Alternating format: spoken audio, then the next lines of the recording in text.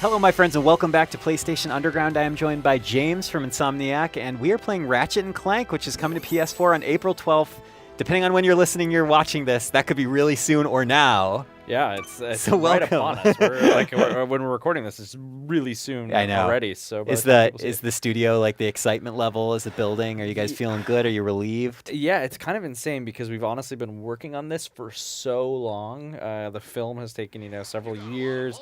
The game has taken a lot of time too, and it's just kind of a relief to finally have it out there and actually have Ratchet on the PlayStation 4 for the first time. So. And it's so gorgeous. I mean, you and I have talked already, and I don't go back with Ratchet as far as the original days, but I joined in kind of on the Future series, and I've been really excited about this game because, this Ratchet and Clank is, I don't want to say a return to form per se, but it's a revisiting the origin story of this famous PlayStation duo, and, obviously using the power of the PS4 to deliver Insomniac's classic, gorgeous visuals and great weapon design. There's just so much to talk about. So kind of walk me through some of the basics. Yeah, so, we had always wanted to make a Ratchet and Clank movie. And so that was kind of where everything got kick-started. And we had this movie happening, and coming to actual theaters. Actual theaters. It'll be in theaters on April 29th in North America and coming to a lot of other countries too soon after. So we had this movie, and we knew we wanted to do a game to go along with it in some way. And so it took us a little bit of time to kind of figure out what we were going to do. And a big thought was, well, the movie, is going to introduce a whole new audience to Ratchet and Clank. Well, let's do the same thing with the game, and let's go back to the origin story like the movie's going to do. But we knew we also just didn't want to, remake the original game and just do like an HD up-res or something like that. We knew we wanted it to be something special for our fans. So we spent a lot of time kind of basically rebuilding the original game from scratch in a lot of ways, but it's really completely new. If you think back to that 2002. Wait, hold on. I want to I want to guess how many times it'll take you to fit this fish. I feel like you're trying to concentrate on talking to me at the same time, and you're like, get this frickin' fish. I don't know, actually. You know what? Here's what I'm going to do. No, I'm not going to cheat. I'm just going to make him a very easy target. I'm sorry, I totally interrupted there. you. Okay, go back. No, so, we kind of knew, and I can even thrust her down here, too. Ooh. Classic. But Underwater Ratchet. Yeah, as always.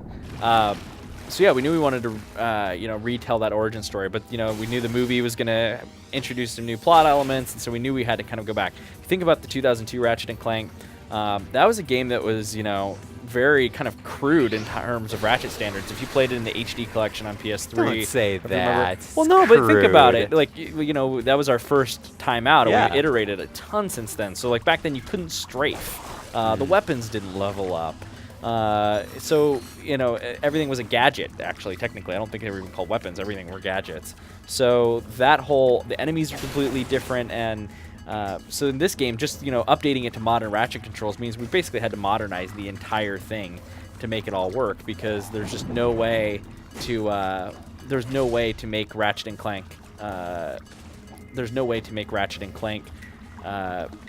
feel like there's no way to make that game. Let's just remake that game and make it feel like modern Ratchet and Clank. Essentially, you really needed to start from scratch. Right, those enemies, those enemies need to behave. If Ratchet can strafe and like shoot normally, the enemies are all have to be completely different, and all the setups have to be reworked. Like all of that has to be redone. And so then the movie features weapons from across the series, so we knew the weapon arsenal was gonna, do that, but basically be completely different from the weapon arsenal in the first game. And so we spent a lot of time kind of figuring out what those elements would be, and basically rebuilding everything from scratch. We didn't like import the old game or anything like that. We rebuilt all the levels and assets, and there's some brand new planets, there's brand new weapons and enemies, there's cutscenes from the there's 60 minutes of new cutscenes, plus there's about 20 minutes of the film footage is in the game as well, so you'll see little bits of the film to tell some key story moments. And really, as a whole, it just feels like, if you're a fan of the series, this will feel really familiar in places. You'll go to planets and locations you remember and have some story elements you remember, but at the same time, it's also going to feel really fresh and new, and that was one of the big keys for us. And I feel like the classic question with you guys, which I'm sure you've answered maybe 5 billion times, is about weapons. It's about like, oh, what are the cool Insomniac-style weapons in this game? I see some familiar ones, but there's also, I think you guys are going to be adding a couple new items here and there For as well, sure. right? So if let's see, I did buy it, didn't I? Oh, maybe I didn't buy it. Maybe I just bought Mr. Zircon. So we have one that if we get enough bolts, maybe I can buy it before we get done here, and that's called the Pixelator, and that's a brand new weapon for this game. And the Pixelator is just this terrific gun that turns everything into old school pixels, and it's kind of funny because it's actually an idea we had back on the PS3, but it's really hard to make beautiful assets look bad. Exactly. It takes a lot of processing power to make turn them into little boxes and voxels essentially. So we spent a lot of time working on that, but it turned out really well, and they explode in this like shower of pixels, and it's just really fun. And there's all these like old school video game effects with it, and it's just something we were really that we think is really fun, and definitely is like a classic. Man, that's embarrassing. Oh no! I keep getting caught on those guys while talking. All right, well, let's do this for real. You know focus. the amount of crap I'm gonna get when this goes out is gonna be unreal. Who knows? Maybe people will celebrate how real of an insight into Ratchet and Clank this is, or we'll just cut it out. Doesn't matter. Oh, well, it could be good too. Hopefully, I didn't say anything too good where you have to leave it in. No, it's okay. I'm known for sometimes dying in demos. That's okay. Well, let me tell you a little bit about one of my Ratchet and Clank experiences, which is flipping the heck out at Ratchet and Clank: A Crack in Time, which I just thought was one of it has such an amazing final moments. Just the series of, the story and the action and the final boss battles. I mean, all of it is so good, and I really enjoy it. And also, I'm just going to keep my fingers crossed for.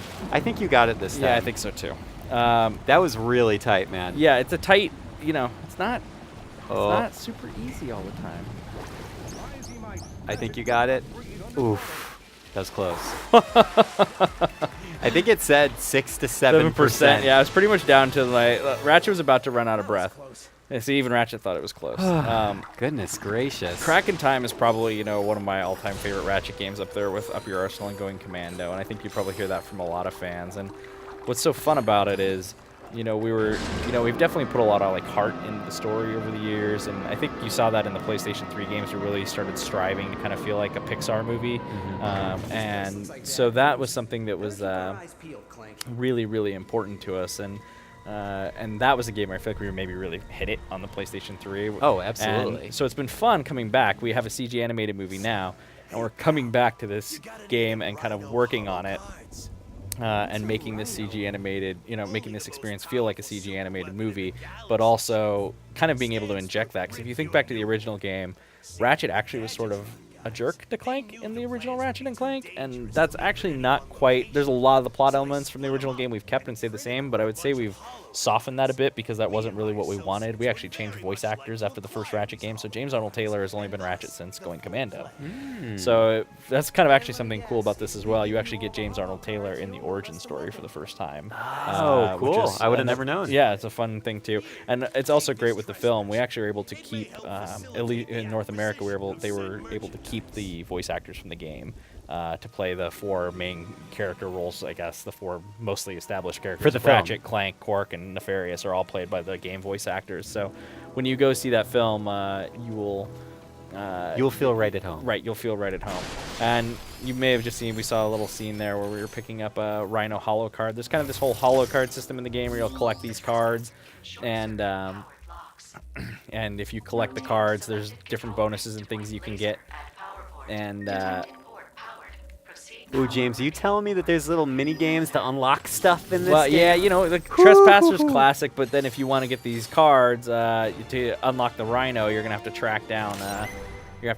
So there's lots of different cards we can view, and You got cards in this game, yeah, I'll too. jump into it real quick. There's just so you collect your first holo card, and as you defeat enemies and do things, you'll get sets, which will open. So I'm gonna open this pack of cards, and I've got several weapons, and look, there's a Rhino card, and if you collect all of those, you'll actually get the Rhino. So there's packs of Wait, cards. you have a full card system in this game? Yeah, to James, you're collect- speaking my language right stuff. now. Yeah, I love cards in video games. Yep, and if you collect multiples, you can trade them all in. So there's different sets of cards for each planet and weapons and things like that. Wait, too. do the cards actually unlock the weapons, or are they No, just you like still it's will- like a collectible card game? It's like basically? a collectible. It's like a Okay. collection, and you get stats on your collections and your different sets and things like that, and it'll increase your drop rates and things like that for you get Oh bonuses my for doing it. gosh. So there's just an extra little item to collect throughout the James, game as well. you guys just design. I think in the board meeting and Ted was sitting at the front of the table in his giant executive office. I'm assuming that he has.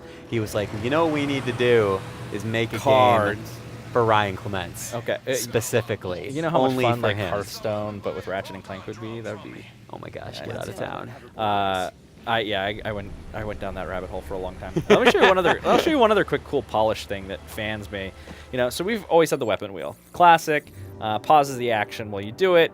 But we know a lot of fans like to speed run, or they like to play the game and they don't always want to be like pausing it to switch between things. So Sure. we added this D-pad quick select over here on the side, and so you can set this with 4 weapons you really want to use, so that Awesome. while you're running around and playing, you can just very quickly change between the weapons. It's beautiful. And it's something that I think will be really good for the hardcore fans that play it a lot. And then I'll show you one other thing too. So if you remember the old game, the weapons didn't level up in the first game, but we also now have the whole Raritanium upgrade system. So each weapon has its own sort of upgrade board, and so you can come in here and make your Zircons fire faster and make them, come with more shots and get more Raritanium and collect more bolts when you use it. So you'll want to find Raritanium and go through, and as you can see, like some will make holo cards show up more.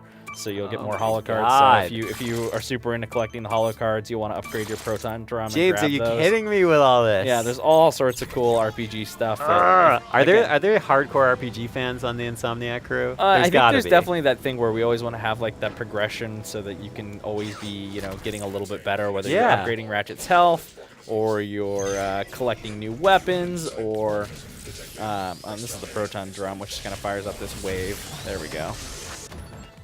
Oh, I don't recognize. Is that an old weapon? Nope, that's one of the new ones. That's one of the for new this ones. game, yep. Beautiful. So we've got a couple new ones that. That would go really well at a rave or something. Yeah, right. If you throw a Groovatron, you basically have a Raven. that's true, A that's Groovatron true. and a Proton is kind of like, we like to call that combo the Rave in a box.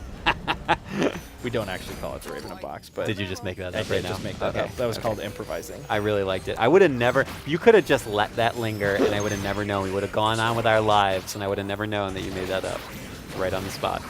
And we got classics like I love the flame effect on this. Yeah, that looks fantastic. I mean, the whole game, the Insomniac crew is just, I would like to say, renowned for its ability to get that feeling of an animated movie, but having it be in real time in game form. Well, let me tell you something. Like, the PlayStation 4 is so powerful that we have all of this capability to do some amazing stuff. In our stylized world, we definitely know how to make the best of it, and we know how to make Ratchet art look good. We've spent, a long time making Ratchet games, so that helps for sure. But, man, the power of the PS4 is awesome, and, we're able to do this at 1080p, and the amount of, effects and lighting and motion blur and things like that we can put on is just absolutely unreal, and stuff, we only would have dreamed of on previous consoles. So it's pretty exciting to really be able to tap that system and kind of use its power, and I think our engine looks really beautiful running in it, so it's really exciting to see it.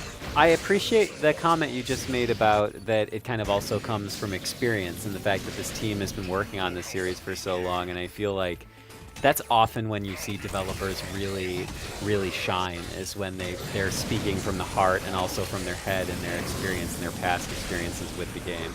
Yeah, with the series. I mean, you have guys that have been working on this series since before the first game and worked on Spyro, and then you have other people, that definitely came in, early in the PS2 era. So we have some significant experience making Ratchet and Clank, and some serious talent. It enables us to do things that I think we can make a game so efficiently because we just know what we're doing, and I think that's really something special because we can get a lot more bang for our buck, even just making the game and being able to make something really big and special for our fans and do it. There's that level up. Yep. Oh, and it feels so good every time, and do it, and do it on a more limited budget, and I think that's something that is kind of awesome, and really speaks to the talent of the team and just the experience and passion we have for creating Ratchet and Clank games. Yeah, beautiful. And I just love, I love how you're casually just dispensing all this chaos while you're talking about development. Yeah, you know, you get your Mr. Zircon out, and oh, look, I just picked up another card. And now it's like, hey, change your weapon, dummy. Oh, now we got a tank. Oh, boy. You're handling yourself very well, though. Well, I mean, as long as it's not a timed running challenge from water, I'm fine. As long as it's Ratchet not, combat? As long as it's not a single slow-moving fish or a timed water challenge, James has it on lock. You know, it's really ever since Teenage Mutant Ninja Turtles on, like, the NES, like, the sewer levels always get me down. But once I'm out on the streets, it's fine. when you hit the streets. Oh, man. Yeah, this is looking really. I mean, and I just want to play this now. We don't have long to wait either. I shouldn't even complain. It's not like I have to wait like months and months. It's April coming up. 12th it's really, really exciting for us. Like I said, it's been weird. You know, you think about Ratchet and Clank. A Crack in Time came out 6.5 years ago. So that's how long it's been since we've had kind of a full story-based disc Ratchet and Clank. We had, had All for One, which is 4-player, and we had the side games, Full Frontal Assault and Into the Nexus, and if you haven't played Into the Nexus, you should. I think it came out right after the PS4 did, so it kind of may have got a little lost for some fans in the excitement of PlayStation 4 launching. But we have, even that was still, 2.5 years ago, almost, or a year. So it's been that's so wild. It's been a while since there's been a Ratchet and Clank adventure, so it's going to be really fun just to get out there and have this game out there for all our fans and PlayStation fans to play. And it feels like there's a lot of people that haven't played a Ratchet game in a while that are kind of looking forward to getting back on it. So that's something that's got us really excited too. And then you've got a movie too. So I know. It's a great month for Ratchet. April is Lombax Awareness Month. Do you want to jump into another planet and just show it right before we end? So they already cleared this planet out before we played, so we're not going to get to show a ton of it here. But we'll check out the view. This can kind of be the nice final view that we take before we end our episode. I'll talk about this real quick though. This is kind of cool because the movie and the game definitely were sort of made simultaneously, and so a lot of things are combined or work together. So for instance, Drek's homeworld in the original game was this poison planet, and then there was also the robot factory world, Quartu, which is where Clank was made, and we combined those. So you actually will see it's this beautiful thing where you'll see the robot factory, and but it's the same polluted planet you see in the movie, and we brought all that art into the game. This is the Hall of Heroes, this building behind Ratchet here, and this area was an area that was created for the game release or for the movie, and was and is an important location because it's where the Galactic Rangers are based out of. So awesome. That was a location that never existed in the Ratchet and Clank universe, and we replicated what they built for the movie and the game. And it's actually kind of interesting because if you saw, there's definitely a lot of Asian influence in that building, and that's actually the first thing in the Ratchet and Clank universe that is really inspired by Asian architecture. Most of it is kind of that 50s, 60s sci-fi.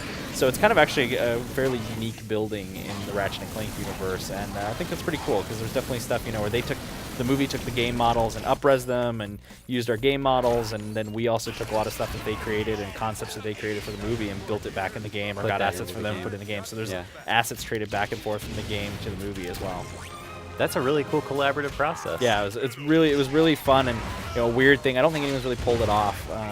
And I hope most of all, there's been a lot of video game movies over the years that people didn't love, and we'll see what people think of the movie when it comes out. But if there's one thing I'm really confident about is that if you're a fan of Ratchet and Clank, you're going to love the film because it just is really, really true to the universe and the characters. And so if nothing else, I think the movie that we made is something that the fans of the series are really going to love and feels true to the game and the characters that they know.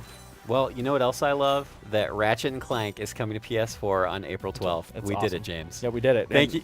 Just right in time, sort of. Right. Thank you so much for being here. Yeah, thanks for having us. Ratchet and Clank PS4, April 12th. Movie, April 29th. In theaters. Lombax Awareness Month. Yep. Thank you so much for joining us on PlayStation Underground. We will see you next time. All right, later.